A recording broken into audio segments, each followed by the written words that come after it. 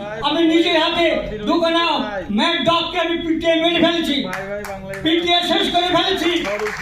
আমি যখন ইমরান ভাইয়ের ওই পোস্টার নিয়ে শরীফনগর মার্কেটে, বড় মার্কেটে মারছি, একজন আমাকে বলছে, টিএমসির একজন কর্মকর্তা বলছে, এরা আগে বলতো বিজেপির দালাল, আমাদের গ্রেড আসেন আপগ্রেড হয়ে গেছে, বলছে এরা হলো আরএসএস এর দালাল।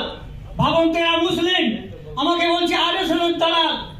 আমি বললাম, please do come with us and take your share, আমাদের সঙ্গে এসো, তোমাদের শেয়ার নাও। আমরা কত টাকা পাই? আমরা আসাদুদ্দিন ওয়াইসিকে ভালোবেসে আমরা এই দলটা করি, আমরা ব্যারিস্টার সাহেবকে ভালোবেসে দল করি। তিনি ভারতের সংবিধানকে বাঁচানোর জন্য চেষ্টা করছে। যখন ওয়াকফ বিল নিয়ে যখন আন্দোলন হচ্ছে, তখন সর্বপ্রথম ওয়াইসি সাহেব তিনি প্রতিবাদ করলেন। আমরা খোলাবতা মার্কেটে আমরা প্রতিবাদ সভা করলাম। ওই বিল পাস হওয়ার পরে সেখানে আমি দেখলাম মানুষ ভয়ে আতঙ্কগ্রস্ত। আমি বললাম, আপনারা ভয় করবেন